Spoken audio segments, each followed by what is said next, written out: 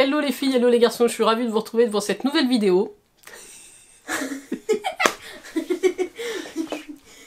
Je me déconcentre pas. Attends, faut pas que tu me regardes. Oui. Allez, fais ton truc, sans trop faire de bruit. Je suis ravie de vous retrouver dans cette nouvelle vidéo qui sera la découverte du best-of 2024 en termes de maquillage. Je vais vous présenter dans chaque catégorie les produits qui m'ont séduit cette année, principalement des découvertes de l'année, mais parfois aussi des produits que j'utilise depuis des années et qui restent des favoris et qui n'ont pas été détrônés par les nouvelles sorties de l'année. Je vais vous présenter tout ça dans cette vidéo, on va démarrer tout de suite et je vous parle de mes favoris de cette année. Si vous arrivez sur la chaîne, n'hésitez surtout pas à vous abonner, à liker cette vidéo. Je vous invite également à aller voir la vidéo Best of Skincare 2024. Je vous l'accroche ici, si jamais vous ne l'avez pas vue. Vous allez découvrir tous mes favoris de cette année en termes de soins visage et pas que. On va démarrer par la base. Et en termes de base, il n'y a pas grand chose de neuf cette année. En tout cas, j'ai pas testé moi des nouveautés base make-up. Donc je vais vous parler de celles que j'utilise le plus régulièrement. J'en ai quand même sélectionné 3. Une que j'ai pas mal utilisée cette année, c'est dans la marque NYX. Comme ça, vous avez aussi des versions plus petit budget parce qu'il y a quand même pas mal de produits moyenne gamme ou haut de gamme aujourd'hui dans ses favoris. Donc en termes de base maquillage, il y a la NYX The Marshmallow Primer que j'aime beaucoup, qui est une base avec de la racine de guimauve et qui a aussi une légère odeur de chamallow, de guimauve, donc très agréable, très gourmande. Et petit prix, elle fait un effet un petit peu floutant, matifiant tout en hydratant, donc j'aime beaucoup, c'est assez c'est assez universel, ça pourrait convenir à tous les types de peau, donc c'est une base que je peux vous conseiller si vous en cherchez une. Ensuite, je pense que je vous l'ai présenté déjà dans les favoris 2023, c'est le Brightening CC Serum de chez By Terry, que j'ai moi en plusieurs teintes, et que j'aime beaucoup utiliser. Alors ça c'est des petits formats, si jamais vous ne connaissez pas et que vous avez envie de les découvrir, c'est très intéressant comme base teint, ça va vraiment donner de l'éclat. Alors celle-ci c'est la teinte abricot, il y en a une que j'aime beaucoup qui est la plus foncée, la bronze. Il y en a aussi une plus claire, enfin vous avez vraiment en fonction de votre carnation celle que vous pourriez utiliser. C'est très hydratant, c'est lissant, ça a ce côté lumineux mais sans apporter de paillettes ou de grosses nacres sur le visage, donc c'est très joli, ça reste très délicat sur la peau. Et enfin, ma dernière sélection en termes de base, qui est aussi une base qui conviendra à tout le monde, je dirais, c'est une base hydratante chez By Terry. Donc là, j'ai également un petit format, mais moi, c'est pas quelque chose que j'utilise quotidiennement, les bases. Donc vous le savez, je le mets vraiment pour les grandes occasions, ou quand j'ai envie que mon make-up tienne toute la journée, où je sais que je vais avoir une grosse journée. Et donc celle-ci, elle est très bien puisqu'elle est hydratante. C'est dans la gamme Hydra Primer chez By Terry. Vous les retrouvez, c'est une base de soins extra lissante. Donc effectivement, elle a cet effet un petit peu lissant sur les ridules, qui est agréable. Et puis, elle va faciliter l'application du make-up après. Donc micro-comblante, correction multizone micro-comblante, matité invisible. Donc voilà, j'aime beaucoup ces 3 bases. Alors, après, ce sera plutôt le spray de fixation, mais éventuellement vous pouvez aussi l'utiliser en base, mais on en parlera à la fin de cette vidéo. Je passe à la catégorie des fonds de teint. Il y en a 2. Là, j'ai vraiment sélectionné les best des best. J'en ai beaucoup testé, j'en ai énormément testé cette année des fonds de teint, et j'en ai retenu que 2 qui sont vraiment très bons selon moi, puisque il y en a déjà d'autres marques que j'utilise, il y a celui de chez MAC que j'aime beaucoup, il y a ceux de Lancôme, mais cette année, ceux qui ont détrôné tout le monde, c'est ces 2 petits fonds de teint. Alors, les packaging comme ça, vous reconnaissez forcément le Easy Blur d'Huda Beauty, on va en parler en premier, je crois que c'est celui que je mettrai en top 1. Pourquoi? Parce que déjà, il a un prix plutôt accessible pour un fond de teint. Il contient 1,5% de niacinamide, donc il va avoir un effet un petit peu soin pour la peau. Moi je l'ai en teinte Custard 220N, il y a une large gamme de teintes. Alors c'est un fond de teint naturel avec un rendu airbrush. Effectivement, moi ce que j'aime c'est qu'il a quand même une belle couvrance, il couvre bien et il garde ce rendu très naturel. Je trouve plutôt un rendu un petit peu velouté, mais je pense qu'il pourrait convenir à tous les types de peau, mixte, sèche aussi, si vous avez une bonne routine hydratante avant, mixte, normale, et peau grasse aussi. Vous pouvez aussi le poudrer, moi je le fais pas systématiquement, mais c'est un produit qui m'a vraiment satisfait sur tous les plans. Il a une très bonne tenue, je le mets le matin, le soir, il est toujours là, il est facile à appliquer, que ce soit à la main, au beauty blender ou au pinceau, ça se passe toujours très bien avec ce produit. Oui, il faut bien le mélanger avant de l'utiliser. J'ai jamais testé la base de la gamme, parce que j'avais pas forcément entendu qu'elle était exceptionnelle, mais je vous confirme que ce produit teint est assez exceptionnel. Si vous avez envie vraiment de quelque chose qui va vous permettre de couvrir, d'unifier, de camoufler, tout en restant naturel, c'est parfait. Donc ça, ce sera mon top 1. Et pas loin derrière, c'est pour ça que je vous le mentionne aussi dans cette vidéo des best-of, des tops, c'est celui de la marque Swede que j'ai découvert il y a quelques mois maintenant.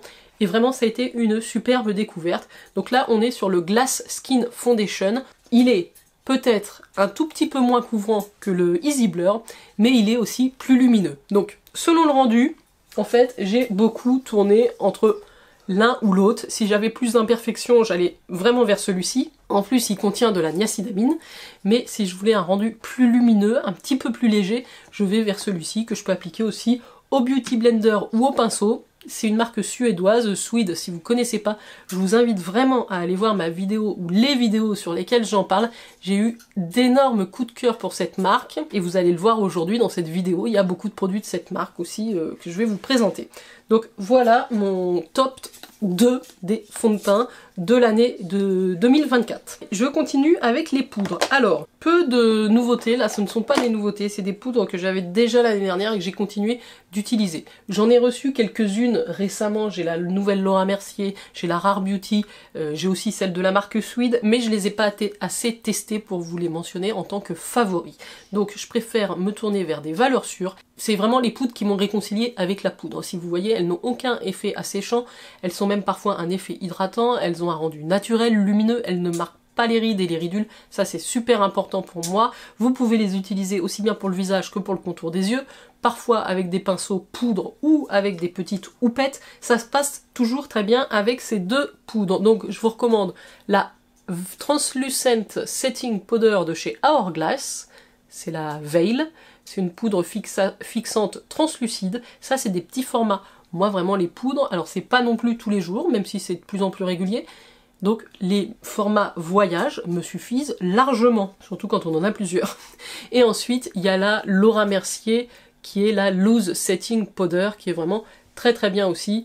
Je l'ai ici en petit format, mais c'est des poudres que je trouve excellentes. Pour les peaux matures également, ça conviendra très bien. Donc ça c'est important de savoir. En termes de poudre, il faut avoir la main légère. On va continuer sur la partie teint, puis on fera le reste après les yeux et les lèvres en dernier. Donc au niveau du teint, on va parler de blush. Vous savez que c'est une catégorie que j'adore. Il y a eu pas mal de sorties cette année et on a deux types de blush. On a les blush crème et les blush poudre. Je vais être très rapide pour le blush poudre puisque ce ne sera pas une nouveauté. Alors si, c'est peut-être quand même 2024, il faudrait que je vérifie si c'était 2024 ou fin 2023, je ne sais plus. Je reste fidèle aux poudres de chez Haus Labs et donc c'est les fards à joues, là c'est la teinte French Rosette qui est vraiment très bien. Ce que j'aime dans ce produit c'est justement qu'il n'y a pas d'effet de matière sur la peau et qu'il a une excellente tenue. Ce sont des blushs mat la plupart du temps, donc c'est vraiment une référence que j'aime beaucoup en blush poudre. J'ai pas fait d'autres découvertes poudre cette année. Par contre en blush crème ça a été le festival, alors là j'en ai plein. Donc, dans les blushs crème, il y en a pas mal. Alors, j'ai la version petit budget chez Sephora, que j'ai découvert très récemment, mais alors je peux vous le dire déjà, c'est un favori. C'est les blushs crème multi-usage de chez Sephora dans la gamme Care. Ils sont parfaits. Ça, c'est la teinte 01 Crunchy Almond que j'aime beaucoup.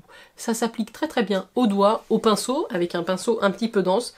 C'est des produits très crémeux, mais qui n'ont pas de rendu gras sur le visage, hein, vous voyez. Ça a cet effet crémeux velouté, et ça va se fondre d'une manière très jolie sur le visage. Donc ça, c'est un produit que je vous recommanderais en numéro 1 pour les blushs crème. Après, en termes de budget un petit peu plus haut, il y a deux marques qui m'ont séduit dans leur nouveauté.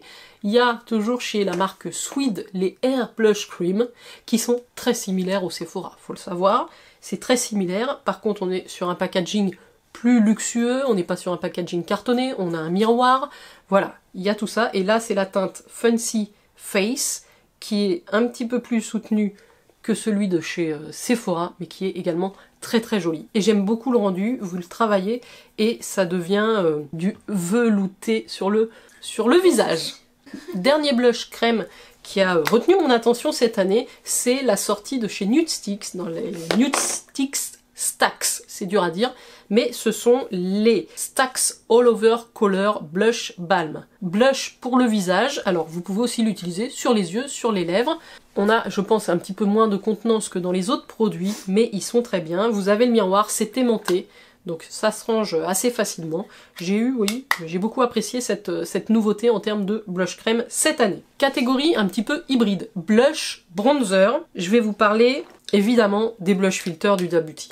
Ça a été une énorme découverte favori de l'année, de la fin d'année, puisqu'ils sont sortis il n'y a pas très longtemps. J'avais déjà un blush de cette couleur Peach Sorbet qui était très bien, que j'utilisais régulièrement puisqu'ils ont de très bonne qualité.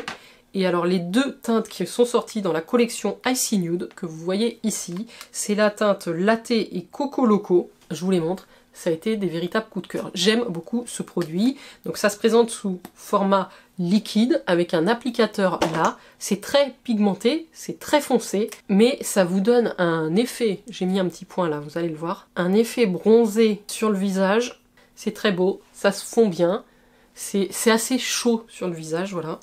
Ça c'est la teinte Coco Loco et même chose avec la teinte Latte. Ce sont des produits donc il vous en faut très peu, c'est ultra pigmenté mais ça a un effet très joli sur le visage, ça n'a aucun effet de matière, vous pouvez le travailler, le fondre comme vous le souhaitez, c'est-à-dire que vous pouvez avoir un rendu plus ou moins intense, hein. N'ayez pas peur, au début on peut avoir peur un petit peu quand on voit la couleur du packaging, mais ça se travaille vraiment, ça se fond bien, vous pouvez avoir un effet léger, un effet plus intense, c'est à vous de le travailler avec votre pinceau. Donc très bon produit et en termes de tarifs je trouve que ça vaut carrément le coup. J'ai fini pour la catégorie blush, je vais passer à la catégorie anti-cerne puisqu'on est passé un petit peu vite tout à l'heure sur la partie teint. Il y a les anti-cernes, alors c'est vrai que j'ai découvert plusieurs produits cette année. Celui que j'aime beaucoup c'est le Triclone, je crois qu'il s'appelle le Triclone Skin Tech Concealer, donc le produit de la marque House Lab, toujours la marque de Lady Gaga.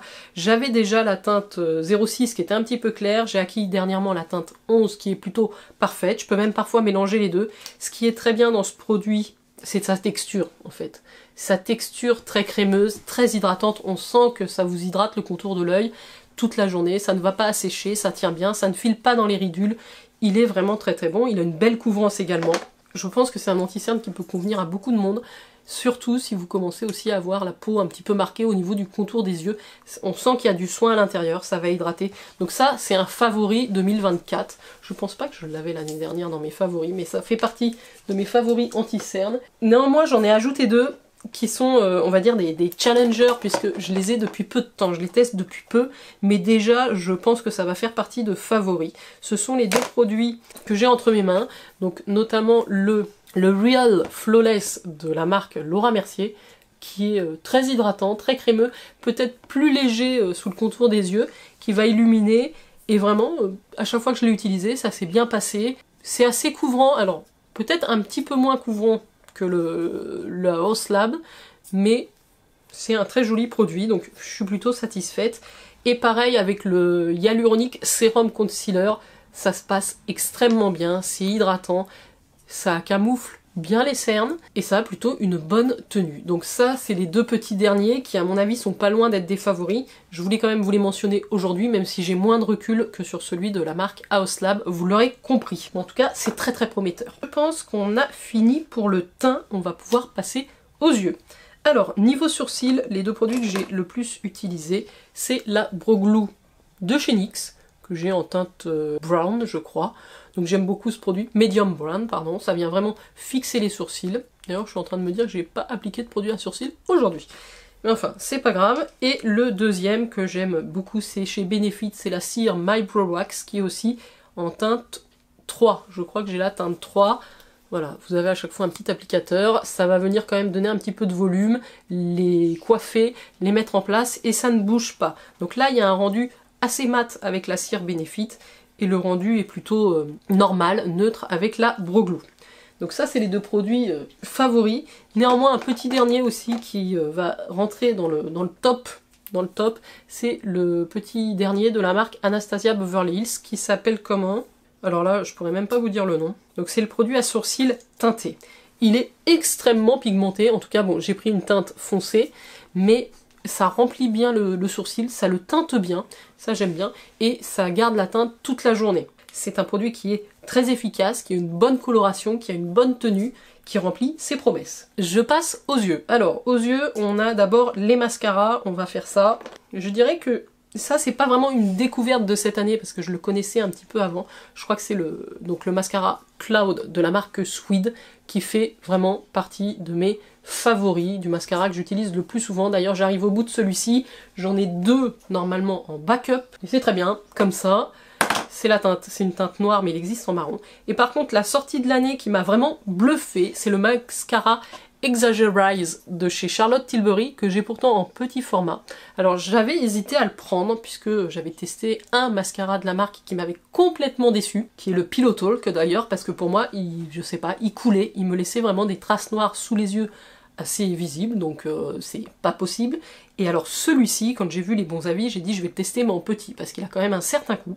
Déjà au niveau de la brosse, ça me parlait parce que c'est une brosse incurvée comme ceci, avec des poils classiques. Donc ça vous prend bien les cils, la frange des cils, et ça va bien les recourber, les allonger, donner du volume également. C'est relativement noir. Et alors celui-ci, à contrario de l'autre, il tient toute la journée, il ne bouge pas. Vous n'avez absolument pas de résidus noirs, même à la fin de la journée, si vous avez eu un peu chaud. Il ne bouge pas, il tient bien, donc ça c'est vraiment un super mascara. Comme ça vous avez 2 alternatives. Au niveau des fards à paupières mono ou crème, j'en ai quelques-uns. Je voulais vous mentionner quand même les 2 nouvelles teintes, c'est pas une nouveauté mais ce sont des nouvelles teintes, des Dazzle Stick de chez KVD. Ça c'est le genre de produit qui est très joli, que vous appliquez, qui est impactant, qui a un rendu.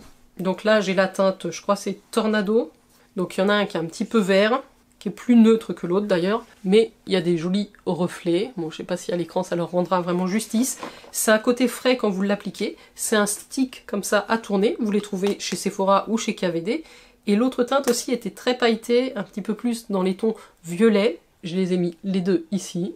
Donc c'est des produits qui ont un joli rendu sur la paupière, qui n'ont pas d'effet de matière puisque c'est des produits crème. Donc à vous, soit vous y allez avec un petit pinceau, soit directement puis après vous estompez au doigt. Et une fois que ça sèche, ça se fixe et ça ne bouge pas. La tenue est excellente. Donc ce sont des très très jolis produits. Je ne sais pas si à l'écran vous l'aurez vu, mais le vert kaki avec des petites paillettes dorées, c'est sublime. Et celui-ci, c'est un violet avec des petites paillettes bleutées, de toute beauté également. Donc au niveau des produits mono pour les yeux, pour les paupières que j'aime toujours autant utiliser, c'est les Caviar Stick de chez Laura Mercier. Alors là notamment j'ai pris la teinte Burnish Bronze qui est très jolie, je vais la mettre. Je l'ai mis ici, c'est quelque chose d'assez satiné, entre, bon on voit pas trop à l'écran, entre le violet, le bronze, c'est très joli. Donc ça c'est ce que je dégaine quand j'ai pas le temps le matin, hop, quelques coups sur la paupière, j'estompe avec un pinceau et c'est fait. Mais vous avez également des teintes plus lumineuses, vous avez de tout. Ça reste parmi des favoris de tous les temps, c'est pas des favoris de cette année, mais c'est des nouvelles teintes que j'ai reçues cette année. Dernier produit pour les yeux, c'est le Pen Pot de la marque MAC en teinte bougie, qui a un favori aussi au niveau de la teinte et de la tenue. C'est très joli, c'est plein de petits reflets verts, c'est bronze. Et ça c'est un produit, un bon basique qui tient très très bien et qui est assez joli. Je vous le montre ici, c'est plein de reflets, c'est vraiment très très beau. On va pouvoir passer à la catégorie palette. Alors, la best palette de cette année pour moi, c'est évidemment la palette Icy Nude d'Huda Beauty. Elle est juste magnifique, l'harmonie est très très belle. J'ai beaucoup aimé cette palette, je trouve que il y a de quoi faire beaucoup de maquillage. Je vous en ai parlé d'ailleurs dans une vidéo spécifique. Mais c'est un gros favori, les teintes froides comme ça, les mats sont très très beaux, ça se passe bien. Bon, il y a quelques chutes effectivement, avec les gros fards, avec les gros morceaux de paillettes, mais sinon, c'est très très beau. Voilà, vous avez des multi-refrets, vous avez le Ice Out qui est splendide aussi. Donc je ne pouvais pas ne pas la mentionner, pour moi, c'est la palette de l'année. C'est la plus belle sortie, la plus originale, la plus festive. Elle a détrôné toutes les autres palettes. Néanmoins, j'ai quand même gardé une palette Natasha Denona, la I Need Nude palette, qui était, je pense que j'ai découvert plutôt au début de cette année, il faudrait que je vérifie les dates, mais voilà, qui est beaucoup plus passe-partout pour un maquillage de tous les jours. Vous avez tout ce qu'il faut, c'est très joli, il y a des fards impactants. Donc je voulais aussi la mentionner puisque je l'ai particulièrement utilisée cette année. Les fards à effet sont aussi très jolis. C'est beaucoup plus délicat que la Huda Beauty, mais Ce sera mes deux favoris de cette année. Favoris crayons pour les yeux, ce sera ceux de la marque Swede. J'en ai testé quelques-uns cette année. Il y a la teinte Golden Beetle qui est très jolie. J'aime aussi beaucoup le Margot Bordeaux qui a une belle tenue. Et il y a un petit Silver. Ce sont des crayons double embout, assez crémeux, avec une bonne tenue. Donc de l'autre côté, vous avez une petite partie estampage. Ce sont des crayons à tailler. Donc voilà en termes de crayons pour les yeux. Crayons pour les lèvres. Alors là, c'est très simple. Ce seront les Traced Out de la marque Fenty Beauty. Les crayons pour les lèvres de chez Rihanna. D'ailleurs, aujourd'hui, j'ai mis celui-ci, le The MVP avec le rouge à lèvres liquide de cette même teinte. Il est sublime. Et la tenue de ces crayons est parfaite. Vous pouvez les utiliser en contour des lèvres ou en rouge à lèvres. Et j'en ai plein d'autres. J'ai le Riri qui est très joli pour tous les jours. J'ai le Rubabands aussi qui est un petit peu plus marron roi. J'ai aussi le Tug Blush 2 qui est un joli bois de rose. Et enfin, un marron un peu plus chaud, le Peanut Butter. Voilà, donc j'ai ces 5 teintes que je porte très régulièrement, voire quotidiennement. Je les aime beaucoup, ils sont très crémeux et ils ont une tenue de dingue. Vraiment, la tenue est exceptionnelle. J'aime énormément ces produits. Je les utilise très souvent en combinaison avec les Fenty Gloss Bomb Sticks.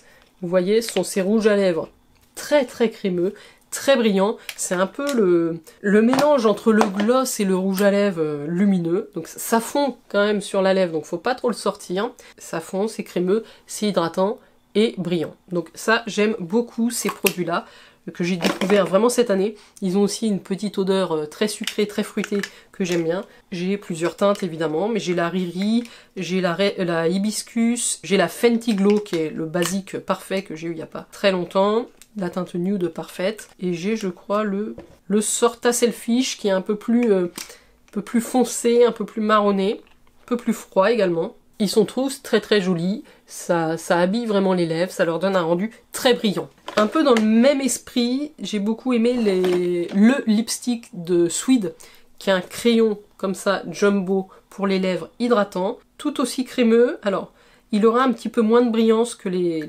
Gloss Bomb Sticks, mais on est quand même sur quelque chose qui s'en rapproche. Donc c'est pour ça que je les aime bien, et ceux-là je les trouve certainement plus hydratants pour les lèvres, avec plus de soin peut-être à l'intérieur, mais après le packaging, alors là oui, si vous tournez pour sortir la mine, donc ça va, ça reste quand même assez pratique. Je finis la catégorie des crayons avec les crayons NARS que j'ai aussi pris plaisir à redécouvrir. Alors c'est pas une sortie de cette année, ça date maintenant un petit peu, ce sont les Power Matte High Intensity Lip Pencil. Ils ont reformulé leur crayon mat haute intensité et j'ai notamment deux teintes que j'aime beaucoup. J'ai la American Woman, donc ça c'est des crayons comme leur nom l'indique mat, mais qui s'appliquent de façon assez crémeuse sur les lèvres et qui vont venir se fixer et se poser. Et j'ai aussi une autre teinte qui est très jolie, c'est Cruella, que vous voyez ici, donc c'est ce rouge là qui est très profond, très joli. Donc j'aime bien porter ces produits là qui ont vraiment une jolie tenue. Alors faites peut-être aussi un gommage, ça peut marquer un petit peu la lèvre si vous avez les lèvres gercées, donc pensez à bien hydrater vos lèvres avant. Dernier produit lèvres aussi que j'ai beaucoup utilisé cette année, alors est-ce que c'est une sortie de 2024? Peut-être, c'est les 24 heures lipstick, les Lock Kiss de chez MAC. Donc ça, je vous en ai déjà parlé 1000 fois, puisque j'en ai maintenant une dizaine. C'est des rouges à lèvres raisins qui se présentent comme ceci. Moi, j'aime bien toujours les produits mat pour les lèvres, et celui-ci est vraiment avec une tenue excellente. J'aime beaucoup son petit goût vanillé. J'aime bien le packaging qui fait que c'est assez précis à appliquer. C'est un raisin qui est très fin, et surtout, ce que j'aime, c'est la tenue du produit. Je vous montre ici la teinte Koi qui fait partie aussi de mes préférés, mais il y en a plein. Bon après, ils ont un coût, faut les tester quand il y a des promos. Je terminerai cette vidéo Best of Maquillage 2024 avec le spray fixateur. Alors c'est pas une nouveauté de cette année, mais c'est celui que moi j'ai utilisé le plus souvent, c'est le Hyaluronic Glow Setting Mist, que vous pouvez, comme je vous le disais, utiliser en préparation ou en finition. Il est très bien, il fixe bien le maquillage, il améliore la tenue, il hydrate en même temps, il rafraîchit. Voilà, d'ailleurs j'en suis presque à plus de la moitié. il prolonge votre tenue de maquillage jusqu'à 16h. Alors, je pourrais pas vous confirmer cette promesse, mais en tout cas, ça tient bien toute la journée. Voilà les filles et les garçons pour ce petit récap make-up 2024.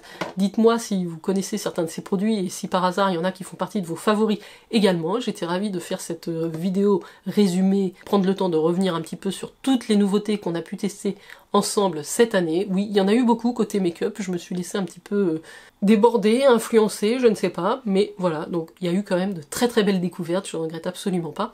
J'espère que vous avez apprécié le moment, n'hésitez surtout pas à liker la vidéo et je vous retrouve très très vite. Ciao ciao!